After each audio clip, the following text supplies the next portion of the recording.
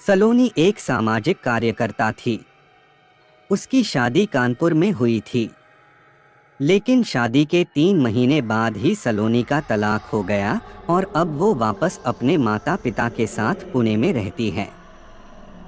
लेकिन बात सिर्फ इतनी ही नहीं थी। लव मैरिज, वो भी दूसरे धर्म में, न जाने कितनी मुसीबतों से लड़कर सलोनी ने अपने प्यार को पाया था। सलोनी और उसका पति अहम दोनों ने 5 साल के रिश्ते को बड़ी मुश्किल से शादी का नाम दिया था। दोनों के बीच में प्यार बहुत था। फिर ऐसा क्या हुआ कि उनकी शादी 3 महीने भी नहीं टिकी। दरअसल शादी के बाद जब मैं पहली बार अपने ससुराल गई थी तो सब कुछ अच्छा था। अहम के घर वालों ने मुझे खुले दिल से अपनाया था।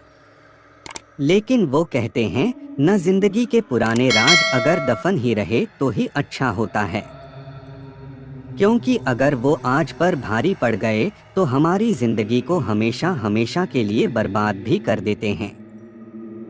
वैसे मैं अहम को बहुत अच्छी तरह से जानती थी। 5 साल के रिलेशनशिप में बिताया गया एक लम्हा हम दोनों को याद था। इनफैक्ट शादी के लिए मुझे अहम ने ही प्रपोज किया था, जिसे मैं ना नहीं कह पाई। हम दोनों को लगा था शादी के बाद हम दोनों एक दूसरे की जिंदगी को खूबसूरत और रंगीन बना देंगे। लेकिन शादी के बाद सब कुछ ऐसे बदला जैसे कोई भयानक सपना। सुहागरात से ही अहम कुछ बदले बदले से लग रहे थे। मैं सज धज पूरा श्रृंगार किए सेज पर अहम का इंतजार कर रही थी, पर वो आधी रात तक नहीं आए। रात के 3 बजने को हो रहे थे कि तभी किसी ने मेरे कमरे का दरवाज़ा खटखटाया। मुझे पता था कि अहम ही होंगे। मैंने भी गुस्से में दरवाज़ा खोल उन पर बरसने ही वाली थी कि मैंने जो देखा उसे देख मेरे बदन का सारा खून जम सा गया। अहम की शेरवानी पूरी तरह से खून से भीगी हुई थी। उनके जिस्म से किसी लाश के सड़ने की बदबू आ रही थी।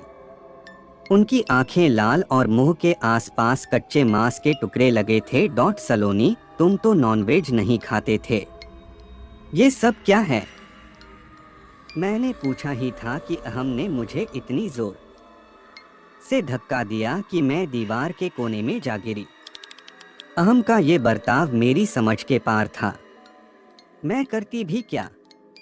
अपनी सुहाग वाली रात को कमरे के कोने में बैठकर मैं रात भर रोती रही।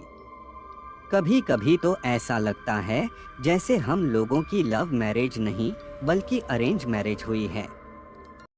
क्योंकि शादी के कुछ दिनों बाद ही अहम बहुत गुस्सा करने लगे थे। अक्सर मुझसे बात करते समय उनकी आवाज़ भारी हो जाती। ऐसा लगता है जैसे कोई और उनके अंदर है और मुझसे बात कर रहा है। कभी तो अचानक ही नींद में उठकर बड़बड़ाने लगते थे। मैं चलते चलते गिर जाती जैसे किसी ने मुझे जोर से धक्का दिया हो। खाना बनाते समय कभी मेरा हाथ जल जाता तो कभी मेरी साड़ी का पल्लू। बहुत अजीबोगरीब सी चीजें मेरे साथ होने लगी थी। जो मेरे समझ से बिल्कुल परे थी। पर माँ बाप को मैं हमेशा यही बोलती हूँ कि मैं बहुत खुश हूँ। यहाँ सब लोग मुझसे बहुत प्यार करते हैं। माँ पापा भी मेरे झूठ को सच मानकर खुश हो जाते। और सबसे ज्यादा हैरानी तो मुझे इस बात से थी कि मेरी सास ये सब देखकर भी चुप रही थी। फिर एक दिन मैंने अपनी सास से पूछ ही लिया। सलोनी माँ, आपके बेटे का घर बसने से पहले ही टूटने वाला है और एक आप हैं कि चुप्पी साधे सब कुछ देखती रहती हैं। अगर ऐसा ही रहा तो मैं यह सब ज्यादा दिन तक बर्दाश्त नहीं करने वाली हूँ। मैं वापस अपने घर चली जाऊंगी और फिर कभी वापस नहीं आऊंगी। मेरी सास को पता था कि मैं किस दर्द से गुजर रही हूँ, इसलिए उन्होंने मुझे कागज थमाते हुए कहा। सास बेटा, इस कागज में जो भी लिखा है उसे अहम के सोने के बाद आहिस्ता से उसके कान में पढ़ना, तुम्हें अपने आप सच का पता चल जाएगा। इतना कहकर मेरी सास मेरे पास से चली गई। मुझे अब अहम के सोने का इंतजार था। फिर से रोज की तरह लड़ने झगड़ने के बाद अहम सो गए। आधी रात का पहर हो चुका था। मैंने 12 बार अहम को जगाने की कोशिश की पर वो नहीं जागे। तब बहुत हिम्मत कर मैंने सासू माँ का दिया हुआ वो कागज निकाला और उसे आहिस्ता से अहम के कानों में पढ़ना शुरू कर दिया। सलोनी कागज पढ़ते हुए, सरीन देख मैं आ गया। तेरा शौहर आ गया तुझे लेने के लिए। चल जल्दी से तैयार हो जा, निकाह पढ़ने जाना है। वह अभी कागज पर लिखा पढ़ ही रही थी कि इतने में अहम का शरीर उड़ने लगा। उनके हाव भाव पूरी तरह से बदल चुके थे। जो बदन पहले सुडौल और हष्ट-पुष्ट हुआ करता था, उसमें एक नजाकत उतर आई थी। फुखलाइयों का मौन, कमर की लचक, वो चाल अहम पूरी तरह से बदल चुका था। मैं बस एक टक चुपचाप अपने पाती अहम को देख रही थी। सच कहूं तो मेरा शरीर डर के मारे ठंडा पड़ गया था। मुझे डर लग रहा था मेरे पति के चारों तरफ एक अजीब सा काला साया है और एक बार फिर से अहम के जिस्म से लाश के सड़ने की बदबू आने लगी थी। अहम मेरे बगल से उठकर सीधा आईने के सामने बैठ गए और अगले ही पल अपने चेहरे पर मेकअप और हाथों में मेहंदी लगाने लगे थे। पूरा श्रृंगार कर जब मैंने उनको देखा तो वो बेहद खूबसूरत लड़की में बदल गए थे। सलोनी, अहम आपको क्या हो गया? क्यों कर रहे हो तुम ऐसा? अहम बात करो मुझसे। मैं आपकी पत्नी सलोनी बोल रही हूँ।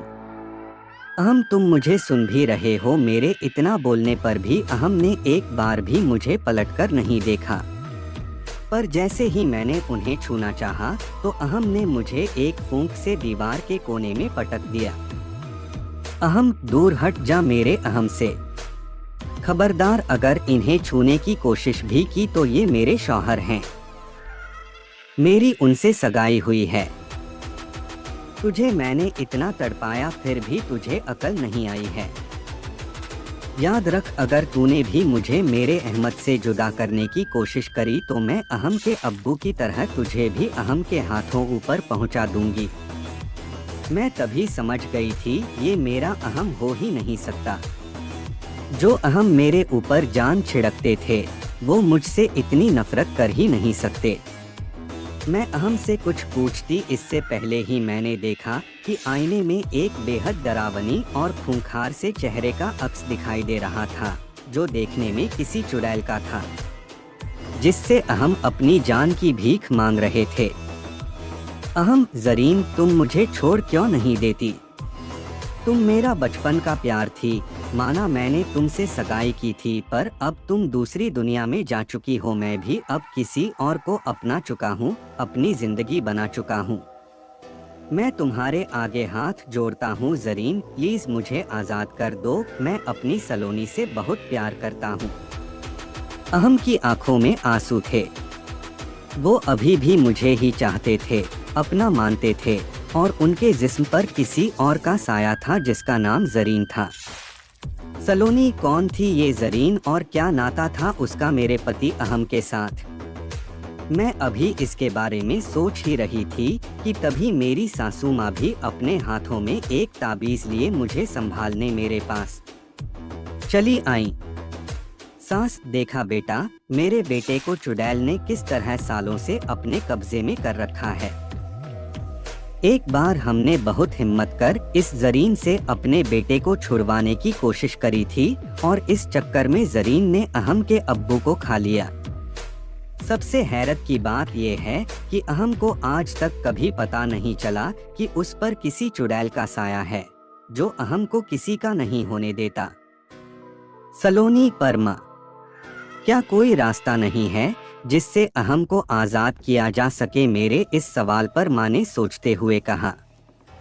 सास, बेटा, एक रास्ता है और वो जिंदगी भर की सजा बन जाएगा तेरे लिए। सलोनी, कैसा रास्ता माँ, और कौन सी सजा की बात कर ही हो आप? मुझे साफ साफ बताइए, आखिर मुझे करना क्या होगा? उसके बाद माँ ने जो कहा उसे सुन मेरे पैरों तले जमीन खिसक गई। उन्होंने कहा कि अगर मुझे चुड़ैल से मुक्ति दिलानी है तो मुझे उस जरीन को हमेशा हमेशा के लिए अपनाना होगा। उसकी आत्मा को अपने शरीर में संजोकर रखना होगा, लेकिन उसके बाद मैं कभी भी अहम से नहीं मिल पाऊंगी। मुझे अहम को हमेशा हमेशा के लिए भूलना होगा, वरना जरीन अहम को देखते ही मुझ पर हावी हो जाएगी और शायद फिर जरीन अहम को मार भी सकती है। इसका मतलब साफ था कि मेरे हाथों ही मेरे प्यार, मेरे अहमद की मौत। खुदा ने मेरे सामने कैसी परिस्थिति खड़ी कर दी थी। अब मुझे अपने ही प्यार के लिए उससे दूर जाना था, वो भी इतना कि कभी उसका चेहरा भी नहीं देखा था। वो प्यार जो मेरे लिए मेरा सब कुछ था, जिसके लिए मैं अपना सब कुछ छोड़कर आई थी, वो भी मेरे पास आने के लिए जरीन के आगे गिड़गिड़ा रहा था। वो अपनी जान तक देने को तैयार था। तो क्या मैं उसके भले के लिए उससे दूर नहीं जा सकती थी? सच कहूँ तो मैंने उसी वक्त अपना मन बना लिया था कि मैं अहम को उस चुड़ैल से आज़ाद करके रहूंगी। मेरे पूछने पर माँ ने बस इतना कहा, सास बेटा, तुझे जरीन की कब्र पर जाकर अपने बाल, अपने कपड़े और नाखून का टुकड़ा उसी कब्र पर गिराना होगा, तो ही जरीन की आत्मा अहम का शरीर छोड़ तुम्हारे शरीर में आएगी। डर मत, मैं तुम्हारे साथ रहूंगी। पर याद रखना बेटी, ये रास्ता उतना भी आसान नहीं होने वाला है। पर वादा कर बेटी, फिर कभी तू अहम को अपना चेहरा नहीं दिखाएगी।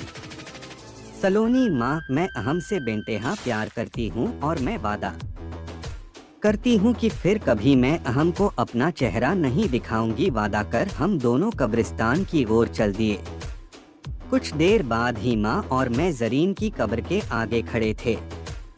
मैंने अभी कब्र की मिट्टी को छुआ ही था कि तेज हवाएं चलने लगी और उस कब्र से निकला काला साया मेरे जिस्म को चीरने लगा था।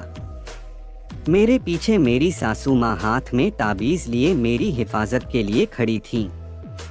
और उस काले साये ने मेरी सासू माँ को भी नहीं छोड़ा। वो एक झटके से आती और माँ के जिस्म से मांस नोच कर ले जाती। माँ दर्द में चीखने लगी, सास बेटी सलोनी, तुम हिम्मत मत हारना, मैं हमेशा तुम्हारे साथ ही रहूंगी, बस अपना काम करती रहो। हमें किसी भी तरह अहम को जरीन की आत्मा से मुक्त दिलानी है। मैं समझ गई थी कि जो साया हमारे इर्द गिर्द मंडरा रहा है, हमें लहूलुहान कर रहा था, वो कोई और नहीं बल्कि जरीन का ही साया था। पर माँ की बातें सुन मेरी हिम्मत और बढ़ गई थी। मैंने तेजी से कब्र में गड्ढा करना शुरू कर दिया। मैंने कब्र में अभी अपना कटा हुआ बाल डाला ही था कि इतनी देर में देखा कि जरीन का काला साया माँ के जिस्म से निकालता हुआ माँ के टुकड़े टुकड़े कर गया था और उनके जिस्म के टुकड़े मेरे ऊपर ही आ गए थे, जिसे देख मैं डर के मारे कांपने लगी थी। तभी मुझे महसूस हुआ कि किसी ने मेरे बाल पकड़े हुए हैं। लेकिन इससे पहले कि मैं कुछ और कर पाती, जरीन के काले साये ने मुझे बालों से पकड़कर हवा में उठा लिया था। मैं हवा में ही दर्द के मारे छटपटाने लगी थी। मेरे ठीक नीचे जरीन की कब्र थी, तो मैंने बिना एक पल गवाए अपनी जेब से कपड़े और नाखून का टुकड़ा निकाला और जरीन की कब्र के ऊपर गिरा दिया। नाखून और कपड़े के टुकड़े कब्र पर गिरते ही वो साया चीखने लगा। पर इससे पहले मैं जमीन पर गिरती, जरीन मुझ में समा चुकी थी, जिसने मुझे एक खरोंच तक नहीं लगने दी, जैसा कि माँ से वादा किया था। मैंने उस रात के बाद फिर कभी अहम का चेहरा नहीं देखा। मैं कब्रिस्तान से सीधे अपने घर आ गई थी।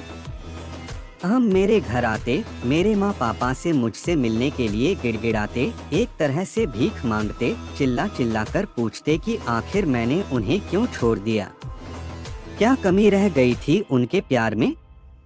उन्होंने मुझसे मिलने के लिए लाखों जतन किए, पर एक बार भी मैंने उन्हें अपना चेहरा नहीं दिखाया। आज मेरी शादी को 12 साल हो चुके हैं और मैं आज भी अहम से बहुत प्यार करती हूँ। बस अपने पाती की सलामती के लिए मैं अपनी सौतन को अपने अंदर लिए घूमती हूँ, उसे कभी बाहर नहीं आने देती। आखिर वो मेरी सौतन जो ठहरी। ये हॉरर स्टोरी आपको कैसी लगी नीचे कमेंट में हमें ज़रूर बताएं। ऐसी और भी डरावनी कहानियाँ पढ़ने के लिए हमें सब्सक्राइब करें।